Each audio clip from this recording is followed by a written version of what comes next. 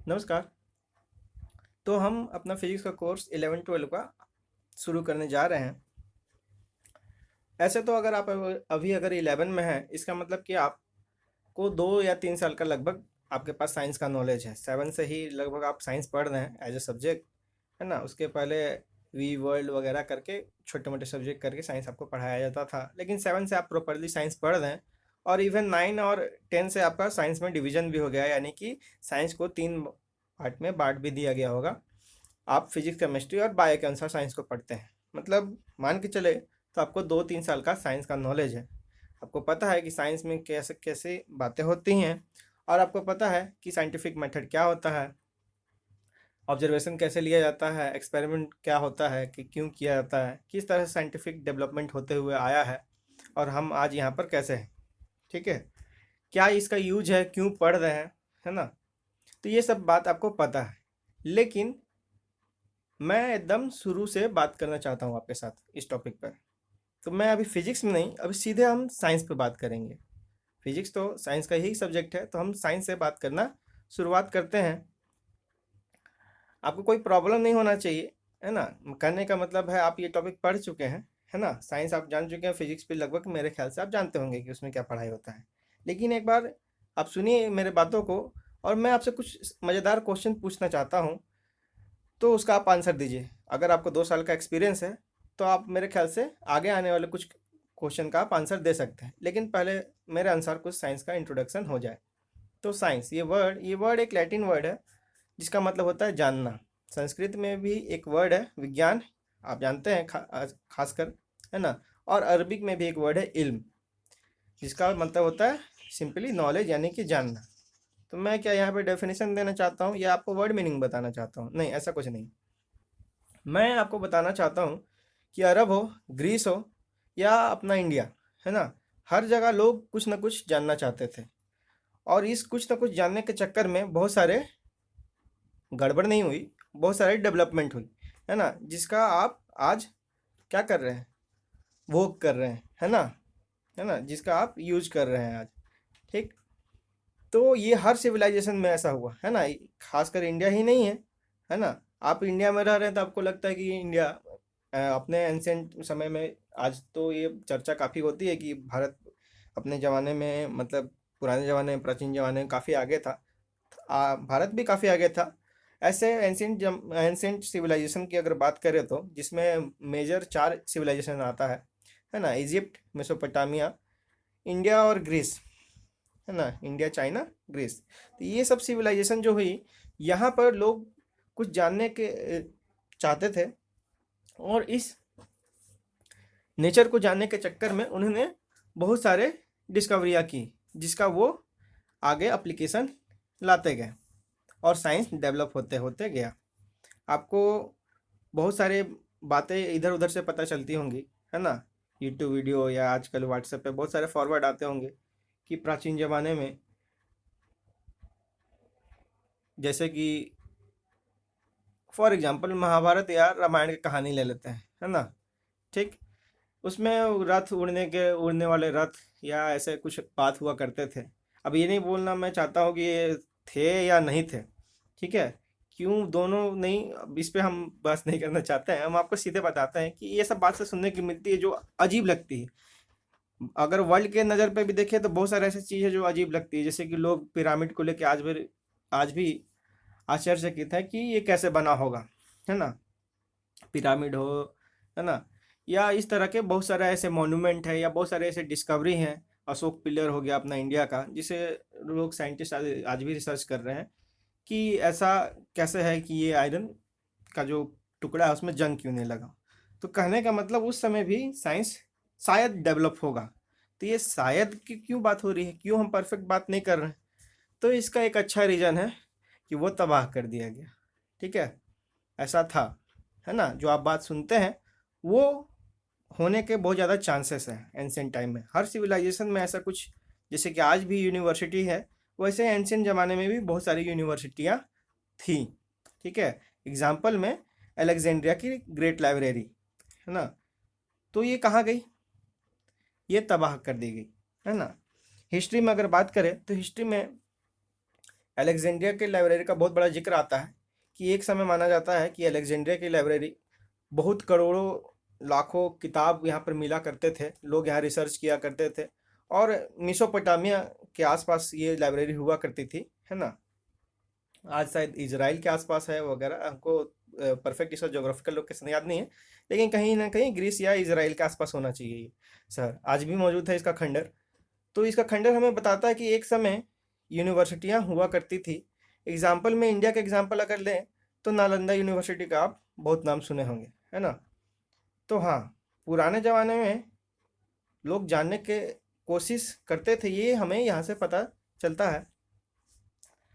और ये भी पता चलता है कि हो सकता है कि ये सारी पॉसिबिलिटियाँ हैं कि जो हम ये सब बात सुनते हैं शायद सच हो, लेकिन वो उनका जो नॉलेज है या जो वो कैसे था हम कभी पता नहीं कर पाएंगे या जान नहीं पाएंगे, क्योंकि वो जहाँ पर भी था अब नहीं है। उनसे रिलेटेड जो भी जानकारियाँ थी, चाहे वो अलेक्जेंड्रिया की लाइब्रेरी में हो या नालंदा यूनिवर्सिटी में हो, सब तबाह हो गई।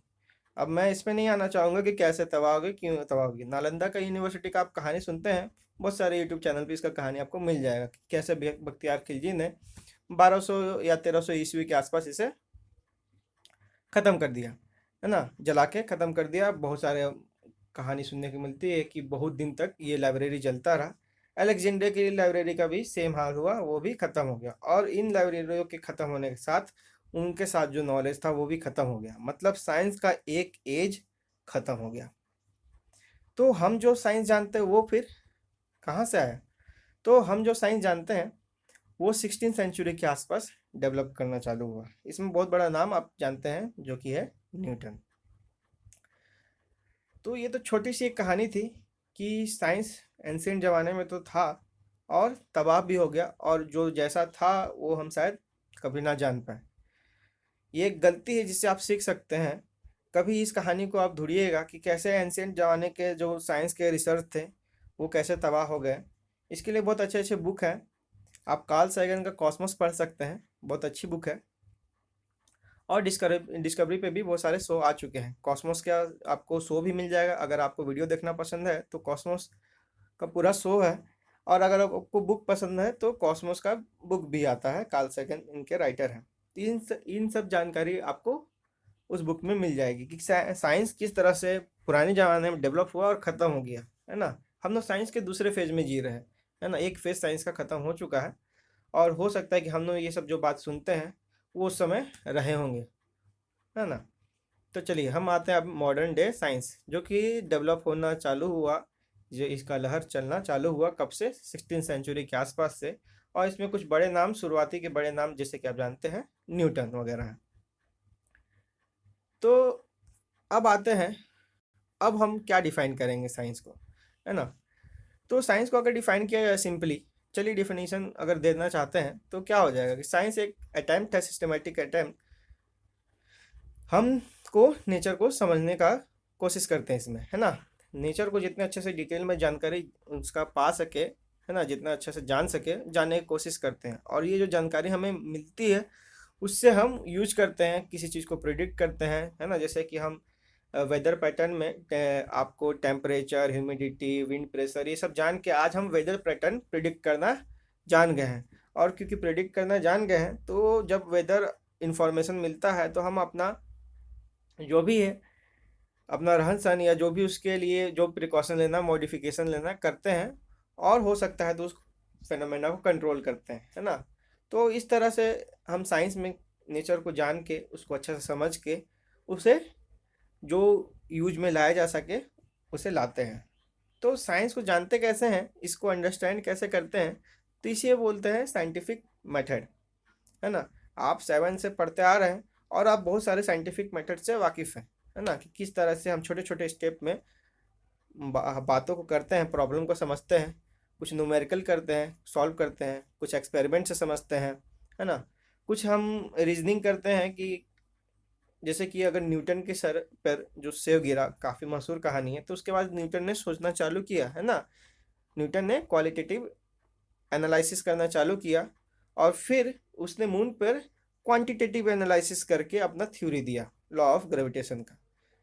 और न्यूटन ने ही कैलकुलस का डेवलपमेंट किया, जो कि एक मैथमेटिकल मॉडलिंग है फिजिक्स को समझने का, और फिर इससे क्या हुआ, इससे हम आगे बहुत सारे चीज़ को प्रिडिक्ट कर सकते हैं ना, कि कोई भी बॉल अगर ऊपर जा रहा है तो वो नीचे ही गिरेगा, है ना। आप जंप करेंगे तो आप धरती पर ही आके गिरेंगे, आप स्पेस में नहीं जा सकते हैं। खैर जा भी सकते हैं, इसका बात हम करेंगे कैसे आप जा सकते हैं।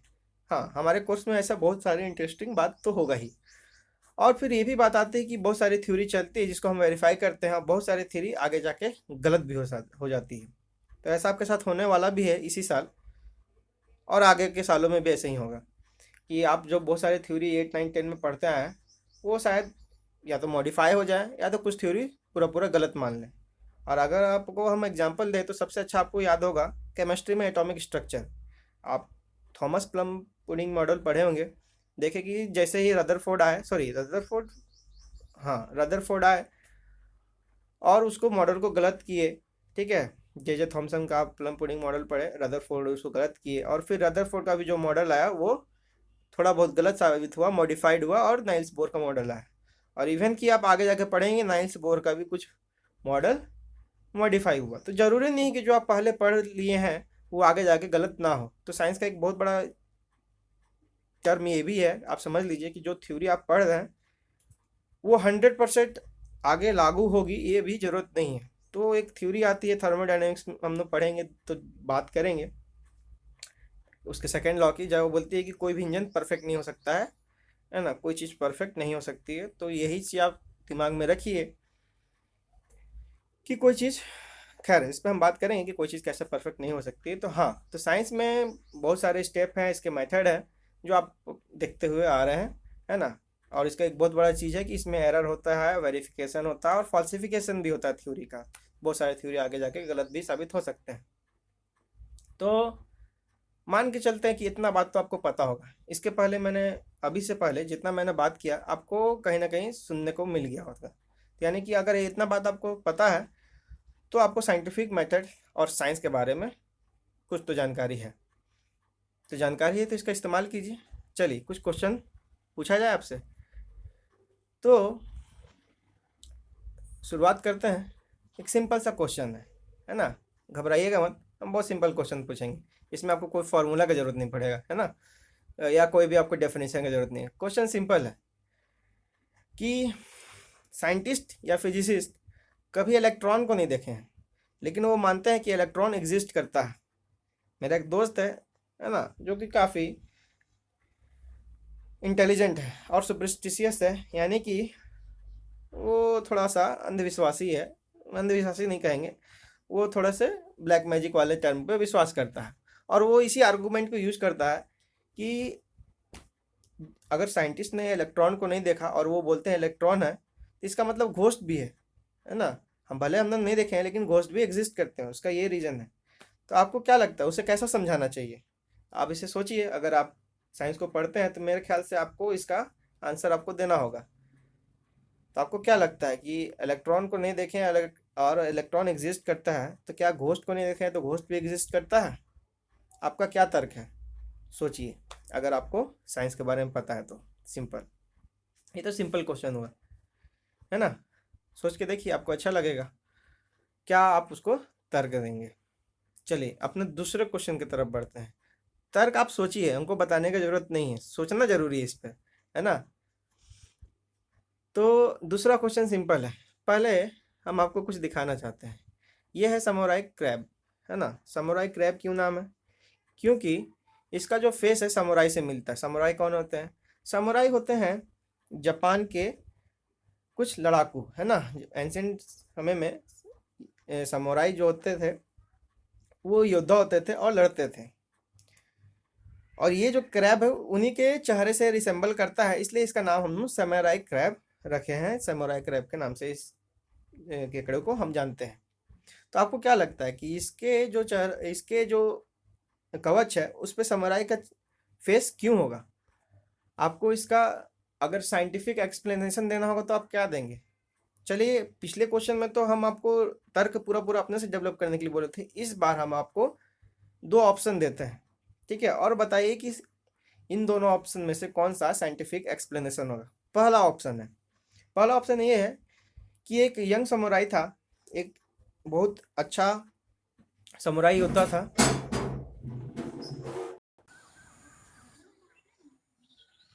तो वो समुराई जब युद्ध से वापस आ रहा था समुद्र के रास्ते, तो उसका जो नाव एक्सीडेंट में डूब गया और समुराई मर गया। तो इस दुर्घटना के बाद नेचर ने क्या किया कि उसको आशीर्वाद दिया और उसको आ, अमर बनाने के लिए उसका जो चेहरे का निशान है उसे क्रैब में गढ़ दिया, है ना। गढ़ दिया मतलब उसके बाद जितने भी क्रैब हुए उनमें उस समुराई का चेहरे का निशान हो गया। एक तो ये आपके पास ऑप्शन है। दूसरा ऑप्शन है कि उस चीज ट्रेजेडी के बाद, है ना, उस दुर्घटना के बाद जो वहाँ के एरिया में फिशरमैन थे उन्होंने क्या किया कि उसको ऑनर देने के लिए, अपने समुराई को ऑनर देने के लिए, कि जो भी क्रैब में इस तरह से फेशियल स्ट्रक्चर दिखाई देता था, समुराई से जो रिसेंबल करता वो फेशियल स्ट्रक्चर दिखाई देता था, उस क्रैब को उन्होंने पानी में छोड़ते गए। बाकी क्रैब को खा जाते थे और जो समुराई के शेप से रिसेंबल करता था उसे वो पानी में छोड़ देते थे। ठीक है। तो इससे क्या हुआ कि कुछ समय बाद इसको बोलते हैं आर्टिफिशियल सिलेक्शन, कि कुछ समय बाद जो भी फेस वाले समुराई थे वही सिर्फ बचे और बाकी समुराई सॉरी बाकी जो केकड़े थे वो ख़त्म हो गए। ठीक है। तो ये एक एग्जांपल हुआ आर्टिफिशियल सिलेक्शन का कि किस तरह से समुराई क्रैब हमें आज मिलता है ना। आपको क्या लगता है कि दोनों ऑप्शन में से कौन सा सही होगा, कि क्या सच में उसे नेचर ने आशीर्वाद दिया होगा और समुराई क्रैब का जो निशान है उस पर प्रिंट कर दिया होगा, या आर्टिफिशियल सिलेक्शन जो कि चार्ल्स डार्विन के थ्योरी के अनुसार कि लोगों ने इस कहानी को उस क्रैब के निशान से जोड़ दिया और इस तरह से वो क्रैब बचता रहा और आज हमें वो क्रैब आसानी से मिलता है। ठीक है। तो आपको क्या लगता है कि दोनों में से कौन सा साइंटिफिक एक्सप्लेनेशन है, आप सोच के बता सकते हैं, सोच सकते हैं। ठीक। तो ये तो रहा कि साइंस का थोड़ा सा हमने बात की, साइंस का हिस्ट्री क्या था, है ना, साइंटिफिक मेथड क्या होता है और साइंटिफिक आर्गूमेंट। आप ये दो क्वेश्चन के अनुसार आपके दिमाग में जो भी इसका आंसर हो आया होगा वो एक रीजनिंग के थ्रू आया होगा और उसी को कहते हैं साइंटिफिक आर्गूमेंट, साइंटिफिक मेथड, है ना। तो अब चलते हैं हम अपने कोर्स यानी फिजिक्स की तरफ। तो फिजिक्स क्या है ना। लेकिन नहीं, मैं आगे की बात अभी नहीं करना चाहता हूँ। आप पहले सोचिए कि आप जो पढ़ते हुए आए हैं उसमें आप ध्यान दीजिए कि आप फिजिक्स में क्या पढ़ते थे और यही असाइनमेंट रहेगा कि आप उसको सोच के आप बताइए, है ना, कि फिजिक्स में हम क्या पढ़ते हैं, ये आपको सोच के बताना होगा। आप एक काम कर सकते हैं कि जो आपके दिमाग में आएगा वही आपको असाइनमेंट में आपको आंसर बताना है। आपको कोई सर्च वगैरह या किसी से पूछने की ज़रूरत नहीं है, यहाँ पर कोई कंपटीशन नहीं हो रहा है। आपको बस जो पता है वही बताइए। ठीक है। फिर देखते हैं अगले वीडियो में कि आपने जो सोचा था फिजिक्स के बारे में वो सही है कि नहीं। इस वीडियो के लिए इतना ही। अगले वीडियो में हम चालू करेंगे सिर्फ फिजिक्स से। ठीक है। धन्यवाद।